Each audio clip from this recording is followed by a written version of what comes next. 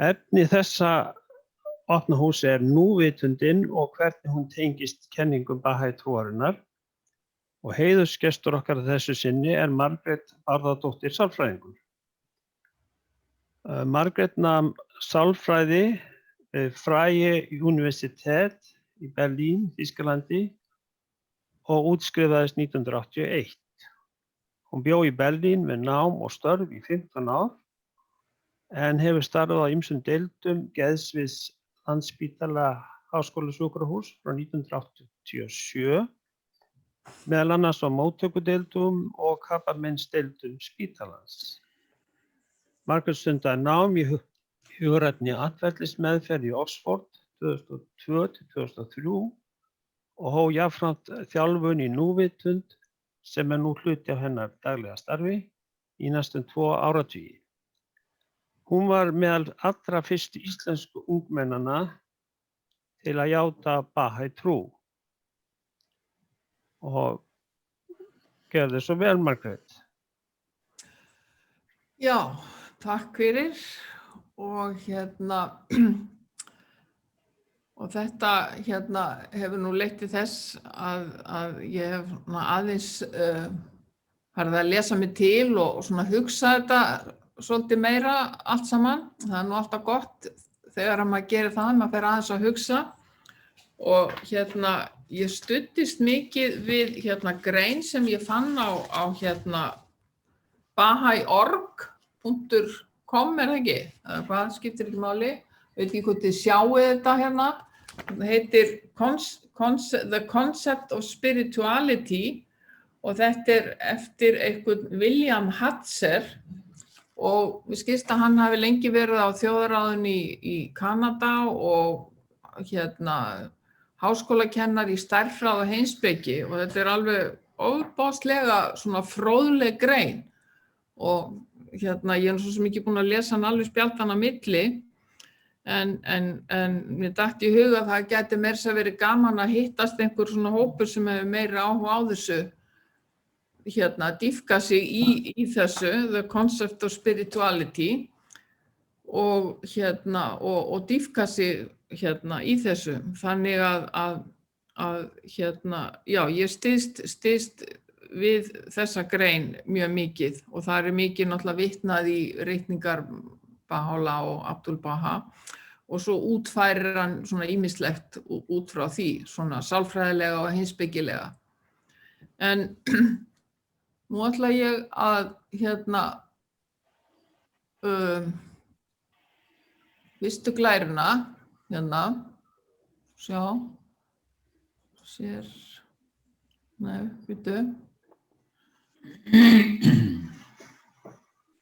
að svona til þess að þið fáið að því fyrirlesturinn heitir náttúrulega núvitund og tengsl við Bahá'í kenningar eða Bahá'í trúna þá veit ég náttúrulega ekki hversu mikið þið vitið eitthvað núvitund þannig ég ætla að byrja á því svona svo þið fáið smá tilfinningu fyrir því hvað núvitund að gera með eitthvað svona örstutta svona hefðbundna núvitundaræfingu eða stutta núvitundar hugleiðslu.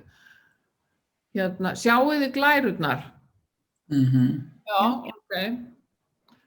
Þannig að nú ætlum ég bara að gera þetta alveg svona formlega eins og ég geri þetta í mínu starfi þegar ég með skjólstæðinga eða sjúklinga og almenna borgara líka sem ekki, bara gera æfinguna alveg svo ég gera hana og ég með svona skrítið að ég sé mig samt ekki. Hvor sé ég mig ekki? Ég fer í gallery view.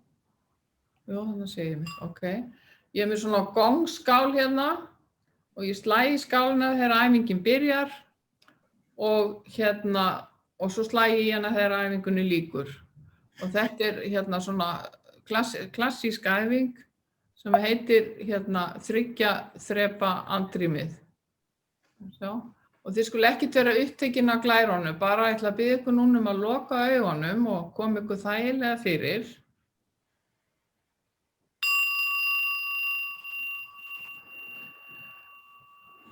Já, eins og sagði að koma ykkur þægilega fyrir og sitja með bakið beint en ekki stíft. Láta axlirnar aðeins síga.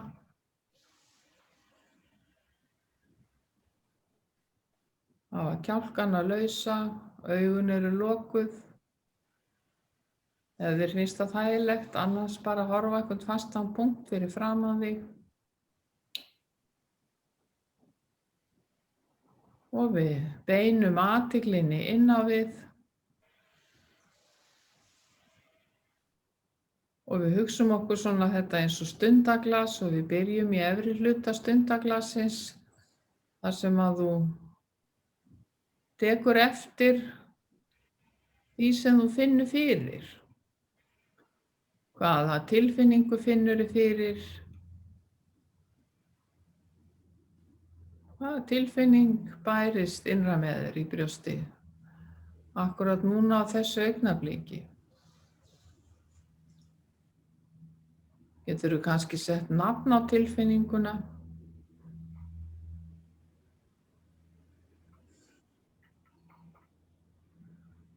Og finnurðu kannski fyrir tilfinningunni í líkamanum? Og hvernig er líkaminn?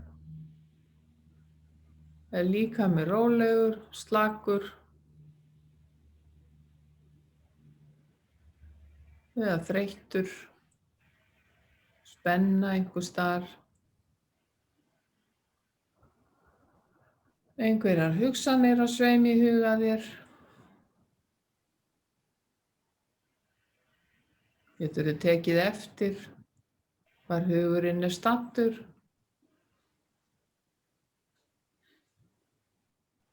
Og komið aftur tilbaka. Bara taka eftir öllu því sem þú finnur fyrir án þess að vilja breyta einhverju.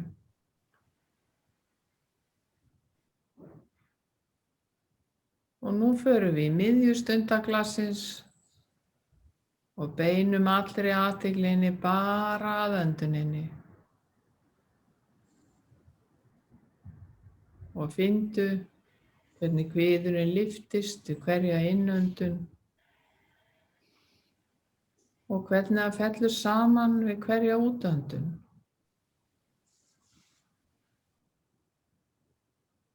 Bara þessi öndun. Ekkert reyna að hafa áhrif á hana.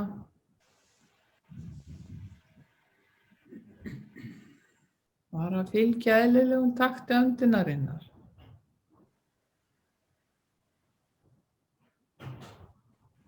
Beina allri athyglinni bara að önduninni.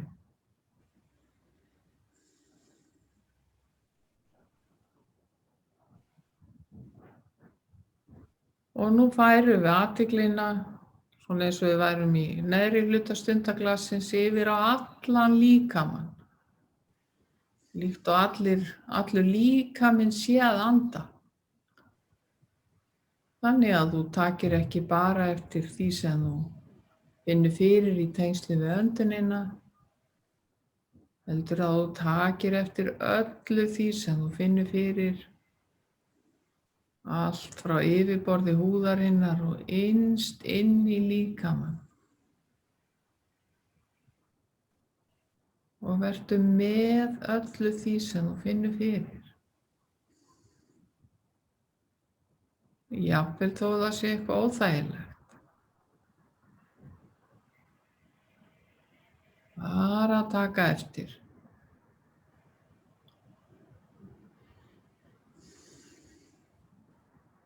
Og ef að hugurinn fer eitthvað að reika því hann gerir það svo auðveldlega, færðu þá athyglina bara mjúklega aftur að önduninni. Öndunin er eins og akkeri.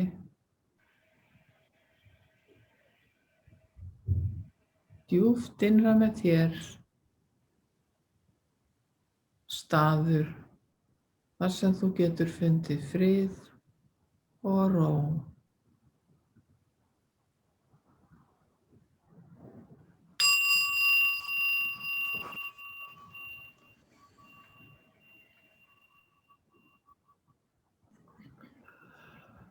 Já, þetta var svona örstutt, mjög stutt hugleiðsluæfing, þær eru nú oftast lengri, en eitthvað svona sem að gott er að nýta í dagsins önn og og ég hef oft hugsað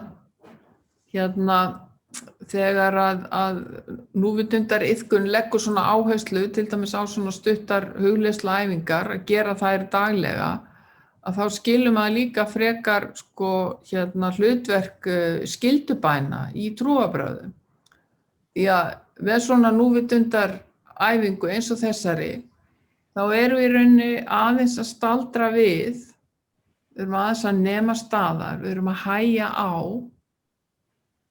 og við erum að taka eftir hvaða hugsanir, eins og sjá þarna á glærinu, hugsanir, hvaða tilfinningar og hvernig er líkaminn.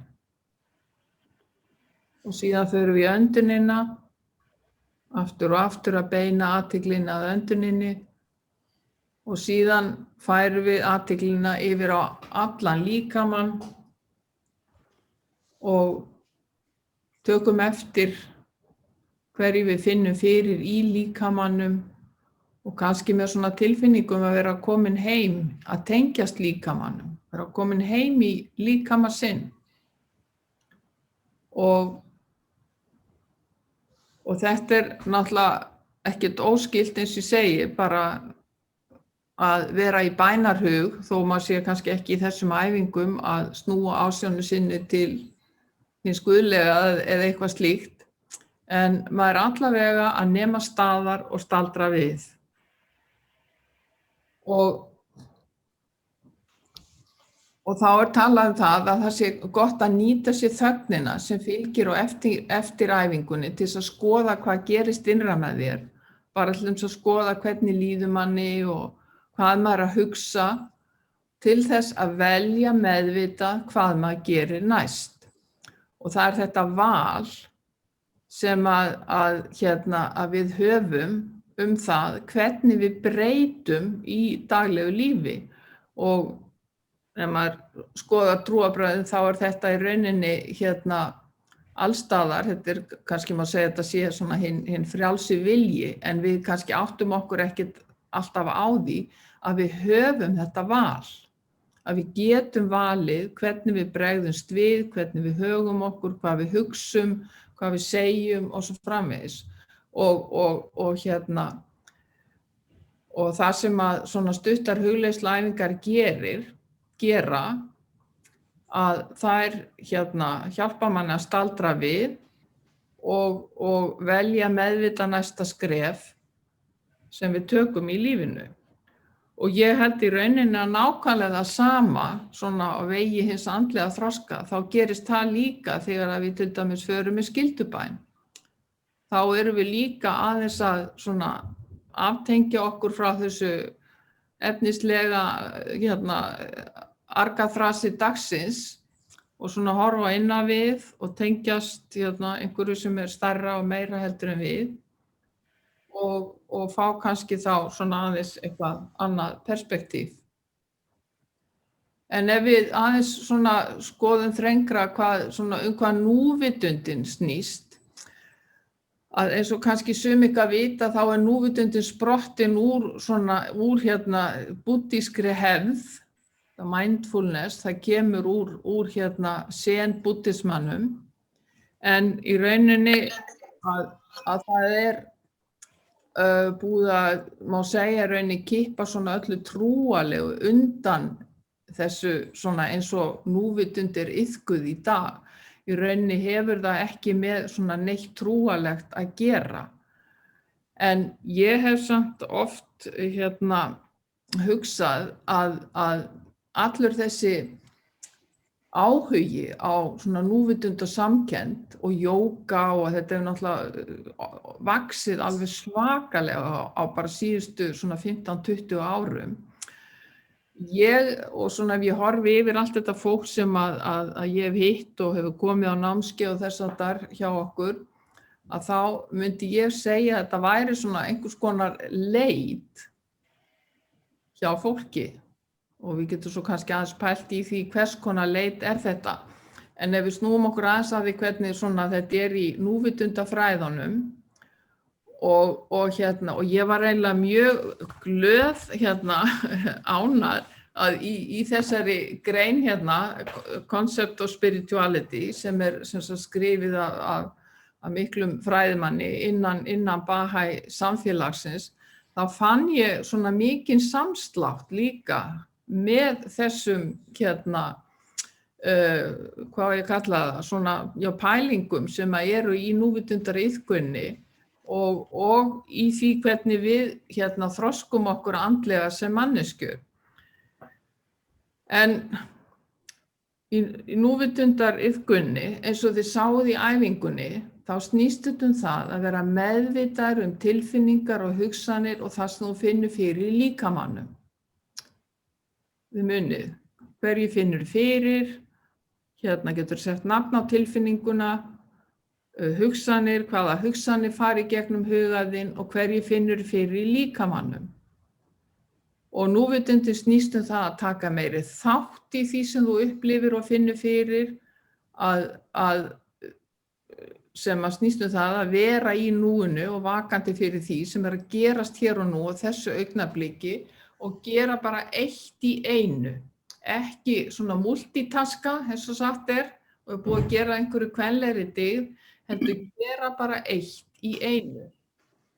Og máli að við erum bara svona líffræðilega gíruð inn á það líka að gera bara eitt í einu og ekki til að multitaska. Þannig við viljum eiginlega vera eins og karlmennirnir að gera bara eitt í einu og reyna að tileinka okkur það og ekki hræra í pottunum og lesa bók og láta barnið læra og hlusta á fréttir og jafnvel sinna einhverju verkefni eða vera í tölvunni. Að það tætir hugan og gerir hann órólegan. Þannig að þetta snýst það að gera eitt í einu. Ef ég að elda, þá ég bara að elda. Og ef ég að strauja, því ég sé straujborðið hjá mér, þannig gott að þurfa ekki að taka til alltaf fyrir lestur, að þá ég bara í því. Og það sem að svona, þannig ég komi núna tengingunni við Bahá'í-trúna, að þá hann hvað heitir hann, Hatzer, einmitt líka að tala það svona út frá sérstaklega svona því sem að Abdul Baha hefur sagt, að það svo mikilvægt að við þekkjum líka svona þessa sálfræðilegu og tilfinningalegu mynstur sem að búa innra með okkur. Og það geta verið alls konar mynstur líka sem að svona hefta okkur eða tefja okkur í svona þessari andlegu vegferð.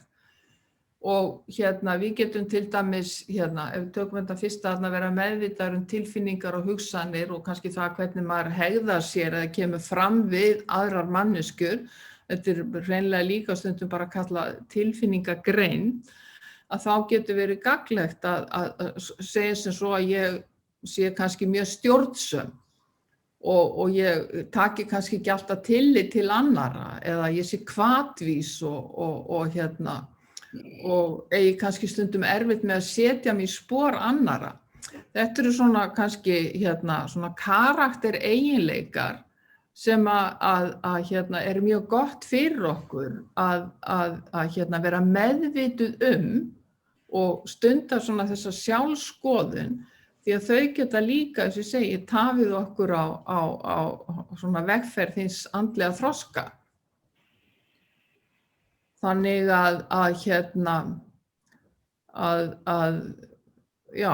einhver kannski sem vil segja eitthvað þetta? Þið sammála mér í þessu? Og það getur verið gagnlegt að bara skoða svolítið úr hverju maður gerður. Af hverju svona mikil áhersla á öndun og svona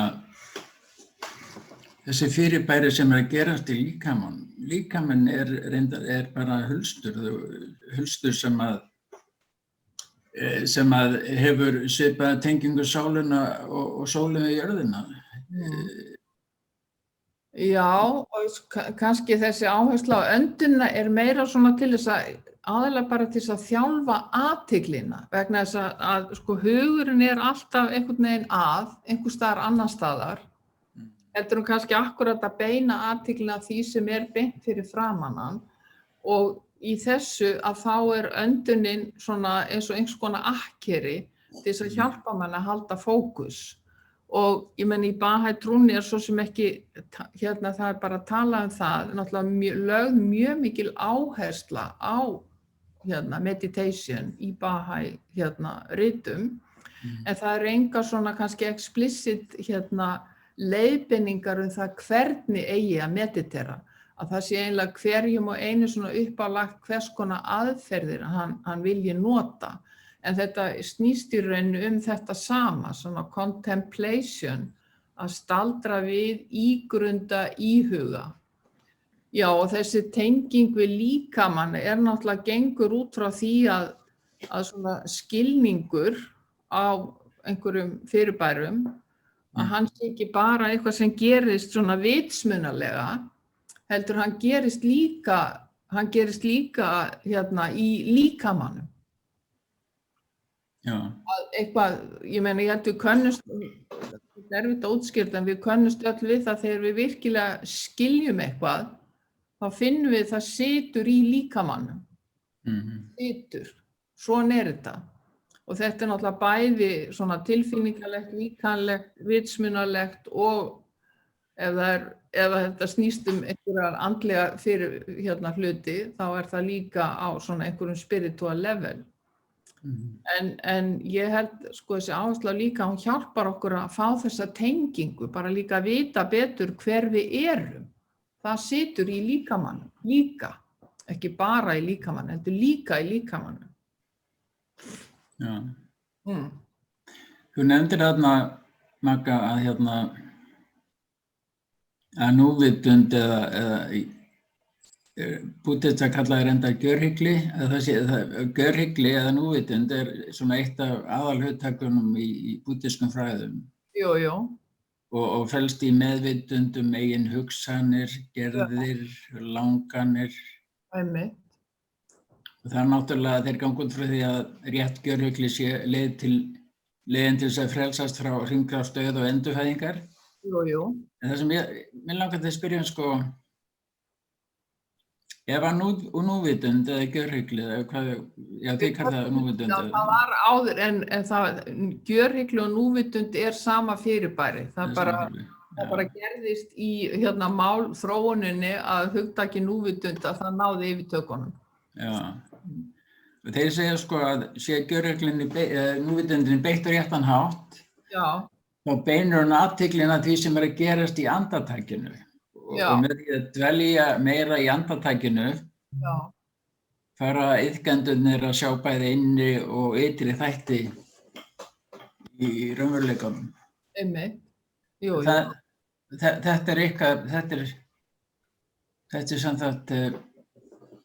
Þetta er það sem þið að vinna að eða ekki? Jú, það það sem að gerist.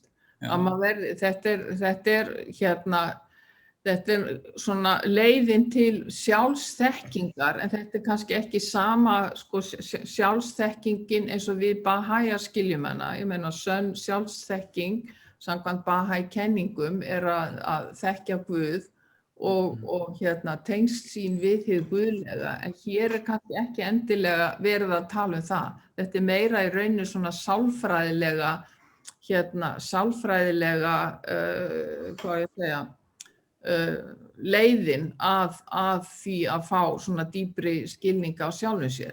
En ég hef samt oft velt fyrir mér hvort að það gerist ekki eitthvað svona spirituelt líka þegar fólk fer virkilega svona á kaf í hugleiðslu og líka bara þessi leit hjá fólki sem að endar í kannski jóga eða núvitund, að það sé sprottið af einhvers konar þorsta, einhvers konar andlegri leit þörf sem innra með fólki. Og það svo merkilegt að einn af upphafsmönnum sem að innleiddi núvitund inn í svona vestræna sálfræði, hann heitir Mark Williams og hann prófessor emeritus reyndar núna við háskólann í Oxford, mjög mikið fræðimaður og rannsakandi, og fyrir mörgum árum þá fór ég á námskeið hjá honum og svo horfði ég yfir hópinn, hann eitthvað 30 manns, allt eitthvað sko læknar og sálfræðingar og heilbrigðisstarfsfólk og svo eftir henni kaffipásu þá segi ég svona við hann, þetta ekki bara leið heilbrigðisstarfsfólk til þess að fara svona through the back door into spirituality, segi ég við hann. Þetta sé í rauninni bara einhvers konar andleg leit, átti ég við, en fólk fer svona bakdyra megin og þá svarar hann mér og segir svona segir hann, sem þýddi sko, hann samþykkti þetta, hann var alveg sammála mér af því að þetta væri andleg leit hjá fólki og það færi bara bakdyra megin gegnum svona lúka á þess aftar. En svo gera svona, við megum ekki segja það, þá myndi enginn hlusta á okkur, allavega ekki ennþá. Þannig að ég hef stundum hugsað, þannig kemur tengingin svona við Bahai-trúna aftur, að ég hef oft hugsað sem svo að þessi mikla vakning á áhuga á núvitund og samkennd og jóga og svona þessum austrænu fræðum öllum, ég meina, ég ekkert frá því það sé bara svona einhvers konar undirbúningur og kannski eitthvað gerðist eins og við höfum oft vitum að það leysir svo margt úr læðingi við hverja nýja opinberun og þetta sé svona einhvers konar, ég hef stundum hugsað þannig að ég hafi einhver svona, að þetta geti verið einhvers konar undirbúningur til þess að opna fólk meira fyrir bara kenningum Baha'u'lláh. Og ég er bara alls ekkert frá því þó ég hafi þetta sem meira svona pælingar heldur en ég hafi Þetta eins og ég man hann Halldór sagði einhvern tíma sko að öll þessi tölvuvæðing í heiminum hún væri bara undirbúningur fyrir útbreiðslu á boðskap Baha'u'lláh og ég held að þetta sé svona í sama anda þetta að það einhver vakning. Já, en svo annað í sambandi við líkamann, þetta sem þú varst að spyrja sem ég dettur í hug líka, að það nú ekki voðalega mikið minnst á líkamann og mikilvægi hans nema bara eins og þú varst að segja sem hulstur, líkamann, en þessi meðvitund líkamann bara sko út frá svona vísindalegu og heilsufarslegu sjónarhorni alveg gríðarlega mikilvæg. Við vitum náttúrulega til dæmis nú í dag að svona áföll og missir og allt þess áttar, að það hefur beinlínis áhrif á líkamann. Það algjörlega óumflýjanlegt að það gerir. Og það gerist líka með líkamann eitthvað til dæmis eins og svo ef að fólk alltaf að þóknast öðrum og gengst upp í því að fá viðurkenningu með því að gera alltaf öllum til hæfis og jafnvel að ganga fram á sér þangað til að gengur á vegg og verður jafnvel óvinnufært. Ég meina ég í þannig starfi og hitti oft fólk þannig. Þannig að svona þessi meðvitund líkamann bara í þeim skilningi líka mjög mikilvæg. Til þess að þekkja betur líkamann og hlusta á hann þegar þú ert til dæmis að ganga of nærri þér og setur ekki mörk eða það eitthvað spenna í líkamann, það of mikið álag eða eitthvað slíkt. Og ég alveg viss að þú veist, þó að það sé kannski ekki, ég hef svo sem ekki stúderað svona explicit Bahai-ritum, hvernig talað líkamann, en ég ekkert frá því svona eftir því sem ári líða og vísindin koma með meiri skýringar á svona tengsl hugar og líkama og það allt saman að þá munu þessar pælingar verða meira útfærðar svona í Bahai anda. Annað sem langar að spyrja Magga. Við sem erum illa haldin af ADHD við eigum að gera eitt í einu. Já, absolutt. Ég veit ekkert betra til þess að þjálfa ADHD eins og núvitundariðkun. Það algjörlega snilldarleg leið til þess að þjálfa ADHD vegna að núvitund eins og þessi prófessor sem ég var að minnast á þarna frá Oxford, hann Mark Williams segir, núvitund fyrst og fremst mental mental training. Og þess vegna tekur eftir, ég meina það líka gott til þess að segja bara þú ert að fara með bæn eða eitthvað svoleiðis, svo ert allt í einu farin að hugsa hvað ætlar að hafa í kvöldmatinn eða hvað þú þurfir að gera á morgun eða eitthvað svoleiðis. Þannig að eins og hérna eins og stendur í okkar kenningum að þú veist það skiptir máli í hvaða spirit, í hvers konar anda þú hugleiðir eða fer með bænin eða eitthvað slíkt. Hugurinn allt í einu komin eitthvað allt annað. Þá ertu ekki að fá það sama út úr því eins og hérna ef að þú ert með einbeitinguna á réttum stað. Þannig að það mjög gott. Þetta núvitundin svona hugræn þjálfun. Já, hún líka það, hún náttúrulega miklu meira en það svo sem einn svona partur af því. Já. En Margrét, já. Eitthvað munur á milli hugleiðsla og núvitund? Til dæmis nota mikið núna núvitund sem svipað mér finnst eins og hugleiðsla. Og annað að segja möntrur og Bahai trúna. Ég stunda yoga og ég hlusta mikið á buddhista svona möntrur stundum. Áður ég fara í skildubænin mína, þá ég og segja langa skildubæn. Og þá getur maður að skilja orðin í bænunum og hugleiða það. Baha'u'llah líka segja okkur Baha'íjar að þegar við viljum hugleiðsla við eigum að hugleiðsla divine words.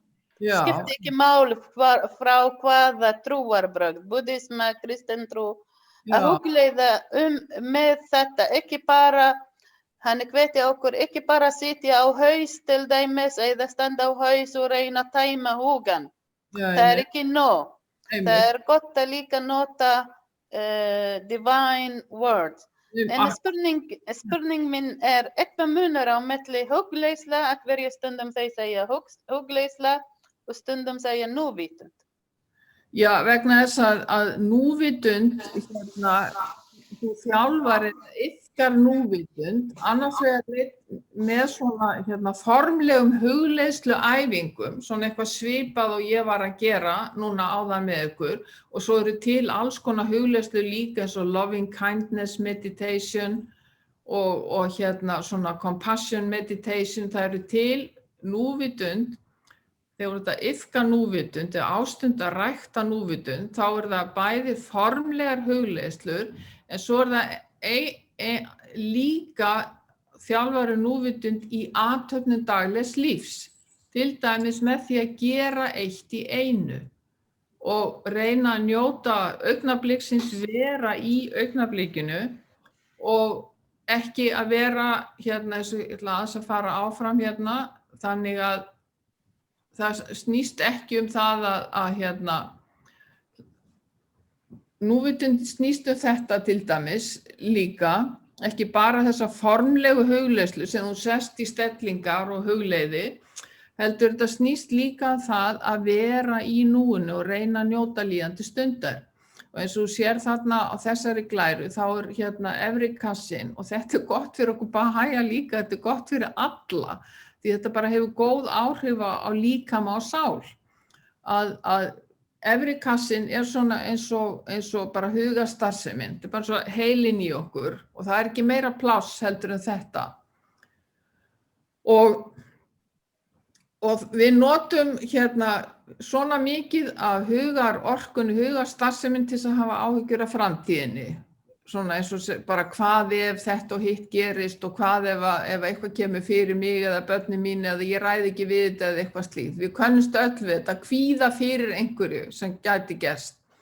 Og svo það þunglyndis þangarnir, þeir sem eru meira að dvelja í fortíðinni, þeir eru alltaf að hugsa það sem þau klúðruðu. Og svo notum við bara svona lítið eins og sjáum mjóu ræmuna til þess að vera algjörlega með athyglina á því sem hér og nú á þessu augnabliki.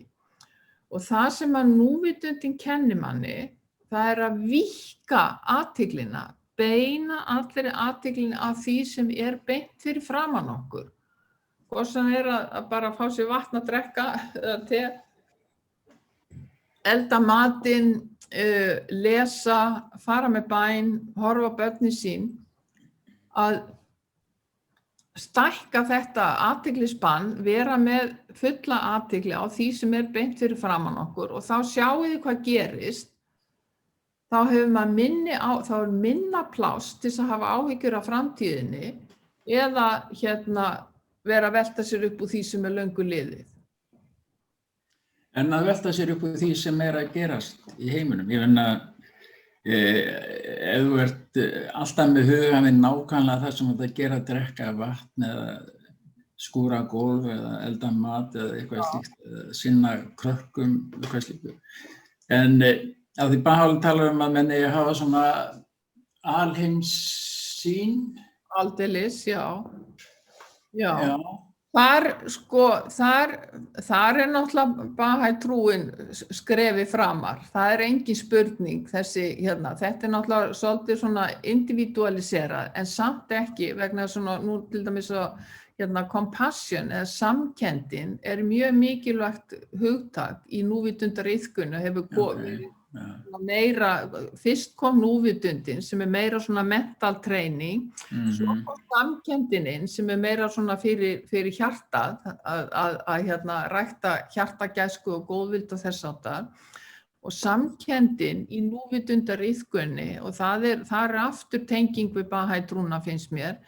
Samkennd snýst það að finna til með öðru fólki djúpri löngun til þess að gera eitthvað í því. Það mjög aktíft moment í því. En það ekki náttúrulega með þessari svona alheimssýn eins og við Baha'íar höfum. En þetta allavega svona byrjunin og eins og ég kom aftur að því sem ég sagði í upphafi, hvernig núvitundariðkun og þessi samkenndar hugmynd að hún getur verið svona, hún byrjar að sá þessum fræjum að við öll í sama báti. Það náttúrulega eins og þið kannski þekkið í búddismanum gengi út frá því að þjáning hluti af lífinu og við þurfum öll að kljást við ykkur þjáningu og mótlæti. Það þekkjum við nú vel út frá Baha'i kenningu líka og samkenndin að hún hjálpar okkur að sýna okkur svona mildi og skilning þegar við mætum mótlæti og þetta finnst mér eitthvað kannski sem ég hef ekki alveg séð í Baha'i kenningum, kannski einhver svona fróðar það en ég. En mér finnst þetta einhvern veginn, ég ætla að lesa hérna til dæmis, mér finnst þessi samkenndar hugmyndin að mæta þjáningun og mótlætinu með svona mildi og skilningi, það eitthvað sem að mér finnst mjög svona áhrifaríkt. En þá í framhaldinu líka að reyna að gera eitthvað í því. Sérðu það ekki í Baha'i trúnni? Segjum til dæmis, ég ætla bara að lesa hérna eitthvað sem datt í hug í tengslum við þennan undirbúning hérna. Það var á blaðsíðu 27.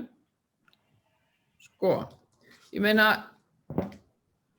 stundum þegar við lesum Baha'i kenningar, ég veit ekki hvernig hjá ykkur, en stundum líður við þannig, ég hugsa Guð minn góður, ég kemst aldrei á þennan stað.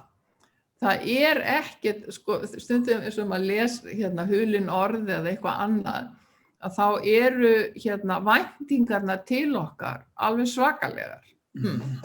Og skulum bara ég ætla að lesa eitt. Og sonur jarðarinnar, vit þú sannlega að hjarta sem enn í hinn minnsti snefill af öfund mun aldrei öðlast mitt eilífa ríki né anda að sér sætum ilmi heilagleikans angar frá konungsríki míns helgidóms. Sem sagt, hjarta sem enn í hinn minnsti snefill af öfund mun aldrei öðlast mitt eilífa ríki. Þetta mjög sterk orð. Og þarna í þessum núvitundar og samkenndafræðum, þá myndi samkenndin segja,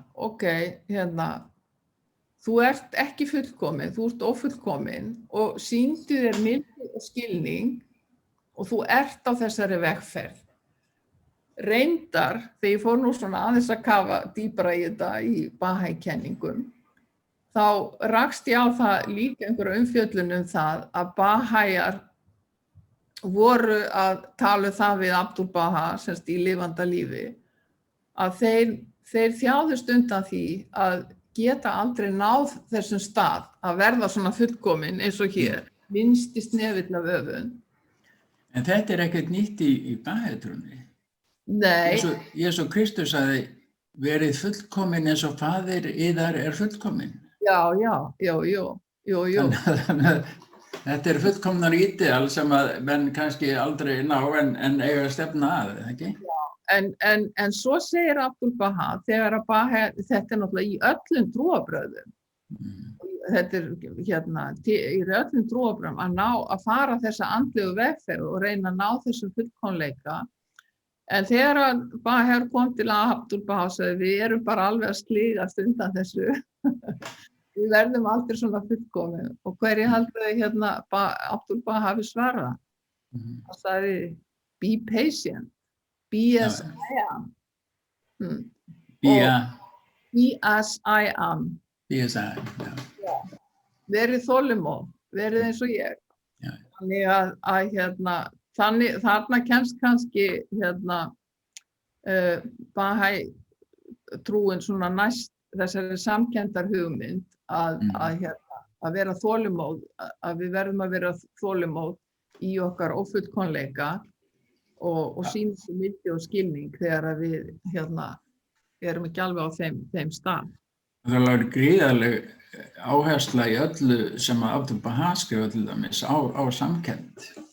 Já. Samhjálp, að styðja aðra og hugsa minna sjálfan sig aðra, sem að elska aðra meira en sjálfan sig. Jú, það alveg, sú samkennd sú samkennd sannarlega til staðar og þetta þjónusta við mannkyni og þjónusta aðra og losna úr þessum viðjum sjálfsins og það allt saman. En svo þjáumst við líka að því við erum ófullkomin og það þetta sem kallað svona self-compassion og það til í kristinni trú líka þetta elskaðu náungan eins og sjálfan þig, elskaðu náungan eins og sjálfan þig. En Bahá'í segir náttúrulega að þú elskar hann meira en sjálfan þig. Já. En það tekið hans dýpra í orðinni en ég held að allavega, sko það sem svo mikilvægt að við þekkjum okkur sjálf, að við vitum að elska ég þá náungan meir en sjálfa mig og það af svona, hvað ég kalla, af svona hreinum hvötum, eða bara af því að það stendur í reikningunni að ég elska náungan meir en sjálfa mig og þá kannski gengi fram að mér og hunsa allt sem væri eða þessi hluti úr ójafnvægi, skilur. Sem að verða allt það mútt að segja og ég var bara að spá í eitt af hugtökunum sem að við erum svolítið að hugsa svo mikið sem Allsherjarhúsið að biðja okkur hugsa mjög mikið núna, að hugsa ekki í það sem við kalla á ensku dichotomies.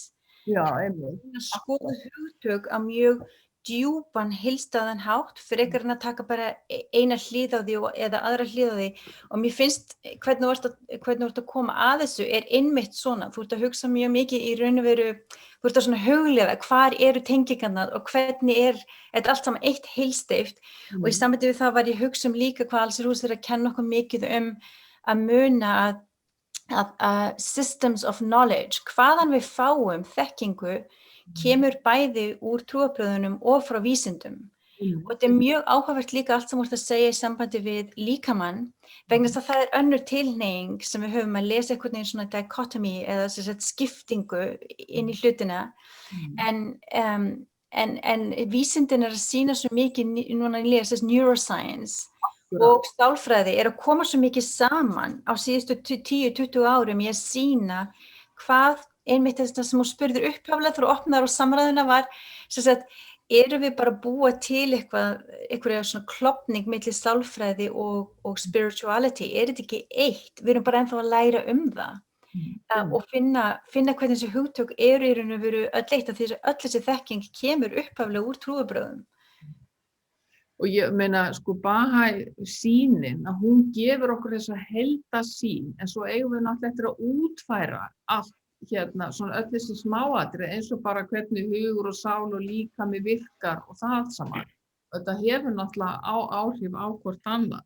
Og svo eitt svona sem að ég hef mikið velt fyrir mér og veit ekki alveg svari við heldur, sko, eins og, ég meina, við förum með bænir og við hugleiðum að ritningar og svo ég náttúrulega í þannig starfi að ég fer í gegnum alls konar hugleiðslur með fólki sem eru bara í þessu prógrami sem að ég að kenna og hef fengið þjálfun í.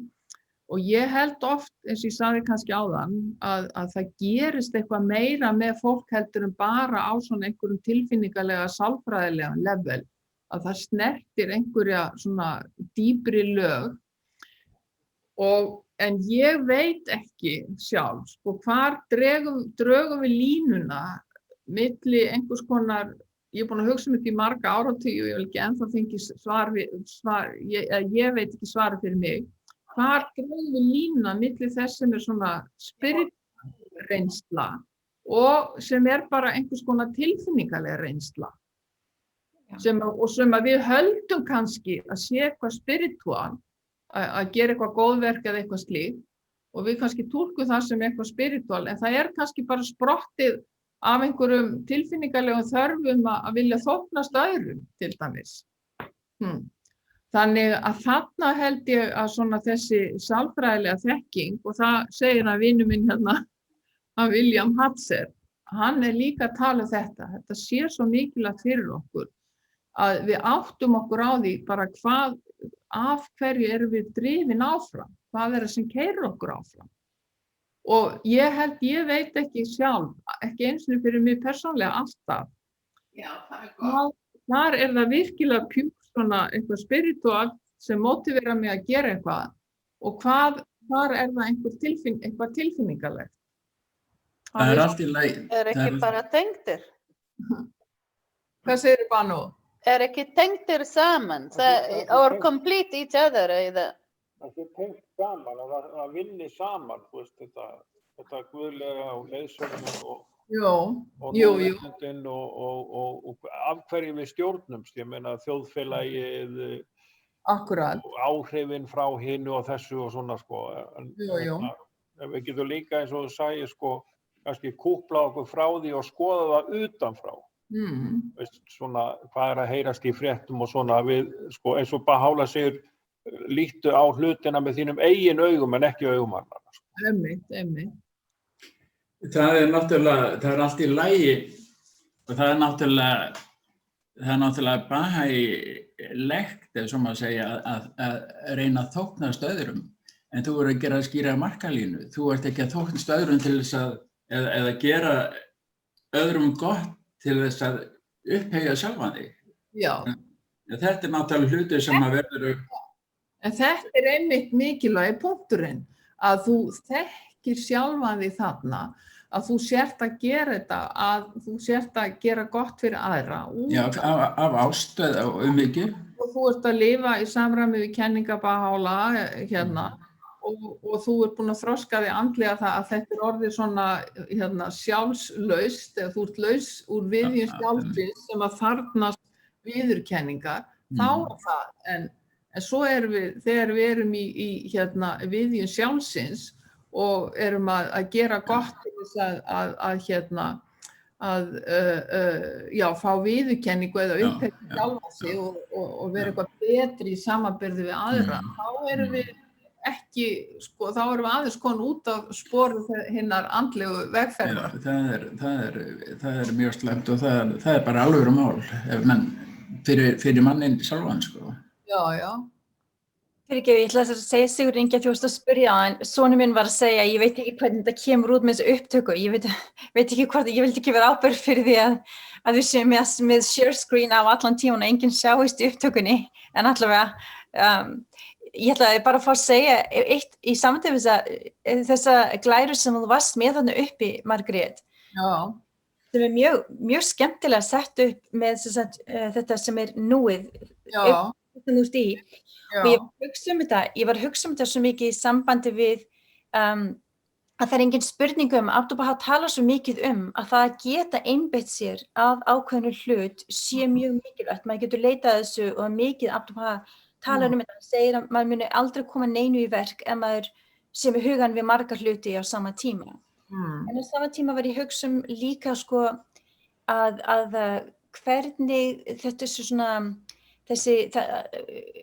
vera svona upptekin við þetta kannski, eins og þú ert að segja, svo mikill áhugi á þessu núna og það eitt og sér ekki slæmt sko, heldur mjög gott held ég í sambandi við mindfulness, en það er ekki bara hvernig því svona beint í sambandi við hver áherslan hvort hún á sjálfið, á okkur sjálf sem einstaklingur og hvað ég þarf að gera fyrir mig og hugsa mig og ég, eða hvað það er sett í þá, ég held að það sé mjög nytsamlegt í Bahai samfélaginu, í Bahai ritningunum, hvernig það er sett í samhengi við það að being and doing, að vera og gera sé ekki eitthvað tvennt ólíkt, heldur sé þetta eitt. Ef í lagi lesi bara, þetta er 2 setningar hérna frá Shoghi Effendi.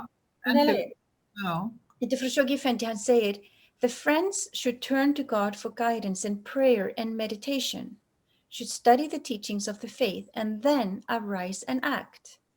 Prayer and meditation and study without action are of no value, and action must be reinforced by these other things, which strengthen the soul and nourish the mind. Og þá var ég að hugsa glæruna þína og hvað núið lítið, og ég var að hugsa hvernig getur maður gert núið stærra, og þá var ég að spá í að kannski getur núið orðið stærra ef maður með góð plön. Og maður alltaf að gera plön og áætlanir og vilja ná takmörkum sem maður setur sjálfum sér sem samt í samræmi við það sem við vorum að nefna núna, að gefa af sér ekki til að maður sem ykkur að háa stöðu og okkur þakklæti, heldur vegna þess að það sem Abdu'l-Bahá gerði.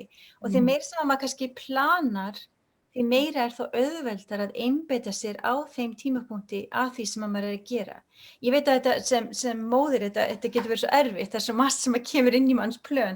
En þetta snýst náttúrulega líka það að beina athyglinni að því þá, að sko ef þú ert að plana, að vera þá að plana og ekki að vera út allt í því og beina athyglinni að því.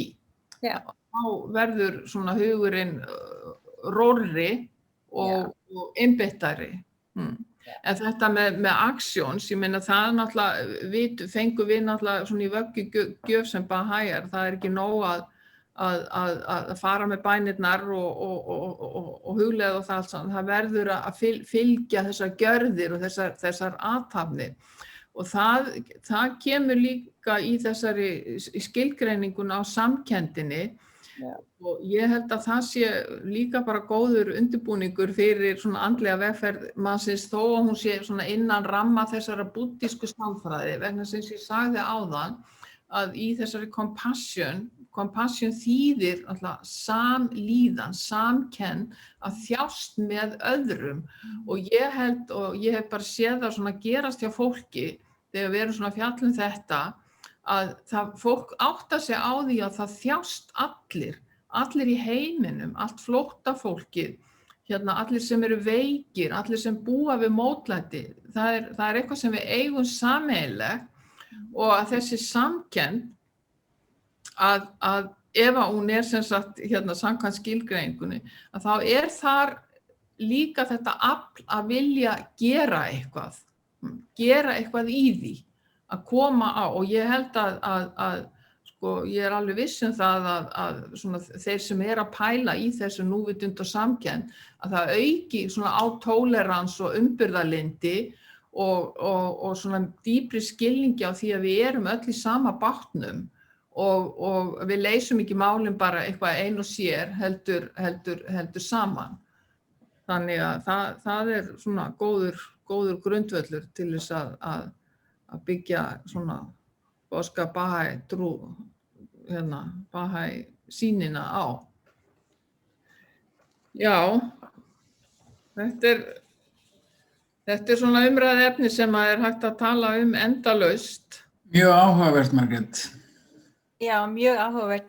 Ég ætla að nefna til dæmis bara líka, Margrét, ef ég má nefna til dæmis líka að ég veit ekki hvort þau kynntir eitthvað til dæmis verkefni fyrir unglinga sem að Bahá'í-samfélagið þannig hefur kannski búið til og að reyna að vinna með fullt af fólki af alls konar bakgrunni í gegnum þetta verkefni. Nýjasta bókin í bókaröðinni sem þetta verkefni notar heitir Habits of an Orderly Mind. Já, og þetta mjög áhugaverð bók vegna þess að hún að tala alveg nákvæmlega það sem þú ert að tala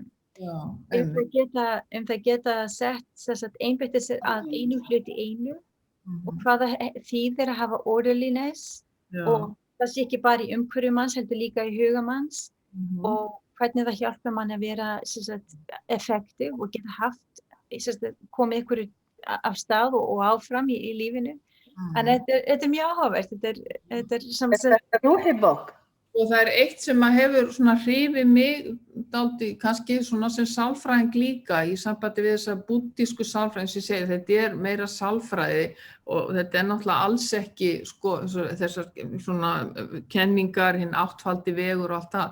Það ekkert verið að tala það í núvitundinni, það bara verið að tala í rauninni þessar hluti sem við höfum verið að innbrá hér. En það sem að mér ég var mjög hrifin af því ég var að kynna mér þessa búddísku sálfræði, það eins og þetta sem ég var að lesa með öfundina.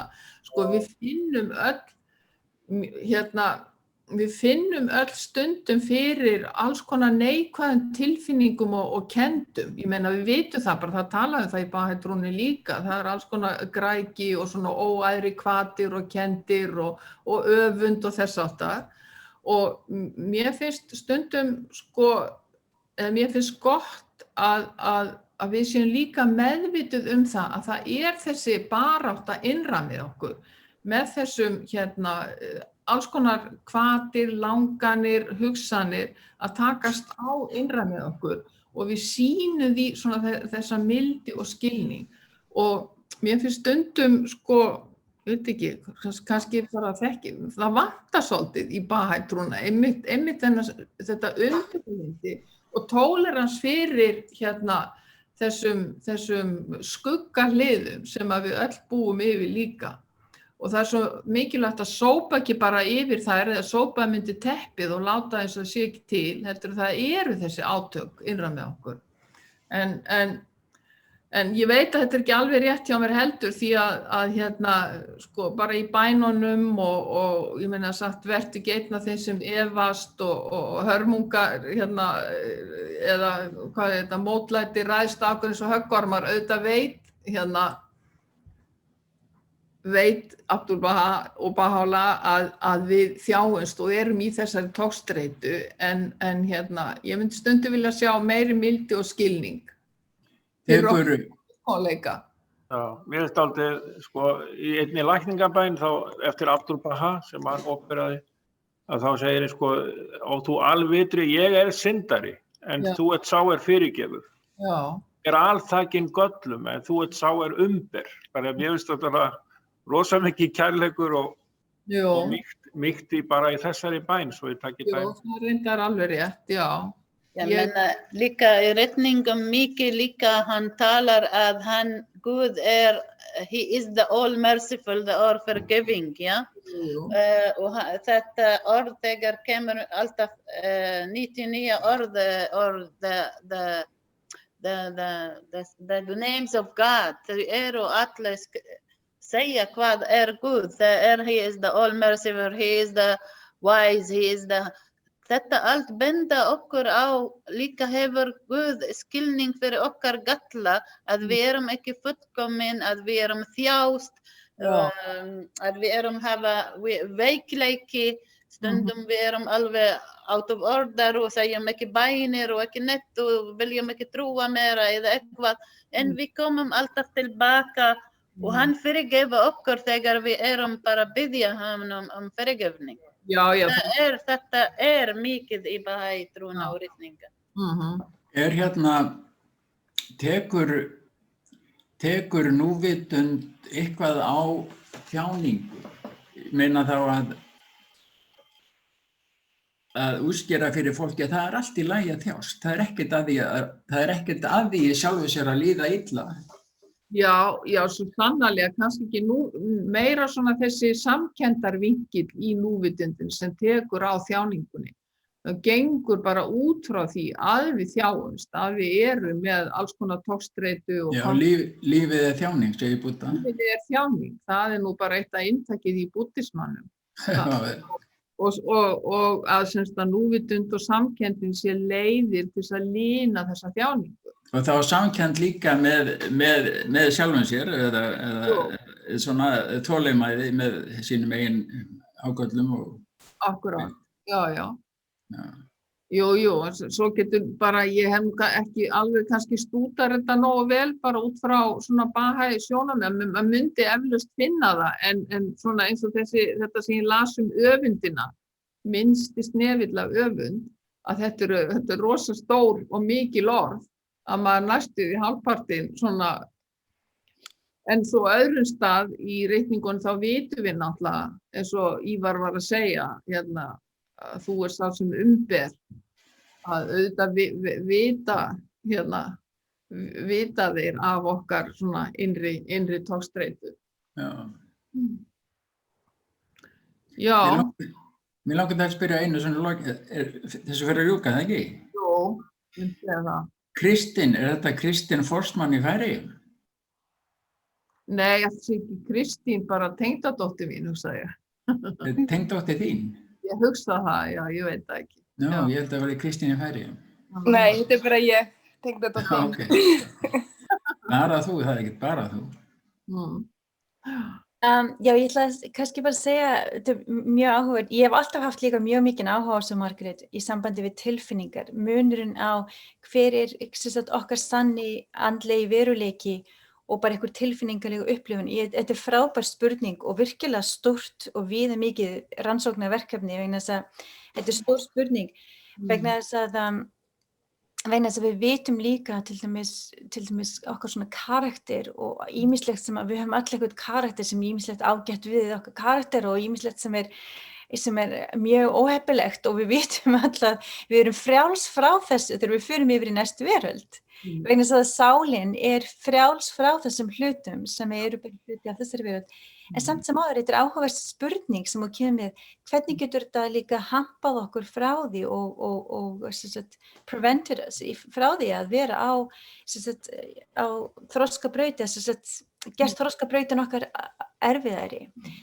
Og í sambandi bara, ég vil að segja líka sambandi við þetta sem úrst að nefna líka í sambandi við að vera svona þessi tilfinning að vera judged eða einhvern veginn, hvernig segir maður það á íslensku?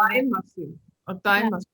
Já, af því ég er búin að vera svo mikið með ungu fólki sem hefur komið inn á heimili mitt síðustu árin að taka þátt í til dæmis að fara í gegnum þjálfarastofnunina Rúhibók 1 og Rúhibók 3 og 5 og svo framvegis. Þessi spurning kemur svo oft upp með það að elska sjálfa sig og samþykkja sjálfa sig og vera ekki eins og segir bara íta til undir teppi því sem er erfitt í manns eigin sálarlífi og við höfum talað svo mikið þetta og þetta er mjög áhugavert vegna þess að umræðan kemur alltaf aftur tilbaka, finnst mér, á mjög jákvæðan hátt að því að stundum höfum við þessar tilfinningar að þegar við efumst að við séum elskuð og þetta var svo fallegt sem að Banu var að segja að Guð elskar okkur og þetta fyrsta lögmálið, þetta í byrjun huldu orðana, það segir Guð I love thy creation, hence I created thee. Wherefore do thou love me, that I may name thy name and fill thy soul with the spirit of life. Or in the ancient eternity of my essence, I knew my love for thee. Therefore I created thee, have engraved on thee mine image. So þetta svo fallegt. Þarna fyrir ég gríf frá að þarna náttúrulega svo sem mikið compassionate vinkil á. Og þetta eitthvað sem sko maður taki bara þetta þyrfti maður bara íhuga, meditera á og reyna að skilja hvað þetta þýðir. Já, eins og vissan hátt kannski frýjar þetta fólk upp í sig, svo unga fólki það bara, ó já, ég er elskuð, það skortur á ást í heiminum, skortur á þessari tilfinningu við sem elskuð og þegar við finnum þessa tilfinningu þá maður kannski frýjar frá þessari hugsun að maður þurfi að elska sjálfan sig, þá er maður frí til að fara út og þjóna öðrum og í gegnum það finna ást og finna út úr hver maður virkilega er. Ég ætla að þakka kærlega fyrir mig, þetta mjög áhugavert. Þakka þér fyrir, Margrét. Já, við höfum bara hittast og kafa dýpra ofan í þetta. Gera það. Já, þakka Margrét. Grein hérna, Concept of Spirituality. Ég ætla einmitt að fara að skoða hana. Takk hella fyrir, Margrét. Þetta áhugavert og mjög vel sagt frá. Mjög áhugavert. Já, virkilega áhugaverðar spurningar og líka eitt kannski sem að væri áhugavert að lesa með Hatcher er bók 9. Fyrstu hlutin af Rúhi bók 9 er alveg bara næstu öll nöfn Guðs, af því það var verið að nefna það núna og eitt kaflinn er bara God the Forgiving, the All Merciful. Bara tilvinnanir það Næsta bók á dagskrá nefnilega Rúhi 9, ég er að bíða að skipulega þetta á Íslandi, ég ætla að taka þátt í því. Frábært, þú munt njóta hennar, fyrsti kaflinn er frábær. Já, gaman að sjá þig, Jóhanna. Og Margrét, takk fyrir. Þú stödd, Jóhanna. Ég er í Ottawa í Kanada, já, og það er bara svo gaman að sjá ykkur öll. Þetta er svo frábært umræðefni, Margrét. Þetta er bara, og kemur svo skemmtilega að þessu líka á svona að þann á mjög einlægan hátt að vera að leita að svörum að ykkur sem að kannski höfum ekki ennþá, en þetta er svakar. Hittumst annað skipti líka ef það er hægt að klára og tala meira þetta efni. Þetta er mikið svona eins og þú sagði, Margrét. Þetta endalaus maður getur tala þetta núvitund og hugleysla og það er margt. Líka að við Bahæjar séum bara svolítið opin og hreinskili líka með okkar eigið inner struggle, því að auðvitað strugglum við öll og mér finnst, ég myndi vilja hvetja til þess að við séum opið með það. Við erum öll að reyna að gera okkar besta og við erum stundum ósátt, okkur finnst við ekki gera nóg vel og ekki nóg góð og allir aðrir við. Og það er svo mikilvægt að við höfum rými og til þess að ræða þetta út frá þeim svona vinkli, svona hvernig maður líður með þetta allt saman í sínum eigin ófullkomleika. Já, þetta er kannski ágætt að enda á þessu og ég þakka þér Margrét kærlega fyrir þessa virkilega áhugaverðu stund hérna og ekki síst öllum sem tóku þátt, því að þetta var mjög svona uppörvandi og ég ætla að nefna það bara hér í lokin að næsta laugardag þá verður hann Eðvarð með efni og það er svolítið skylt þessu, það er sálina og andan og hugan. Þannig að ég þakka þú bara fyrir þessu sinni og sjáumst vonandi næst. Já. Bless, bless. Bless. Takk aftur, Margrét. Takk fyrir, bless. Yes.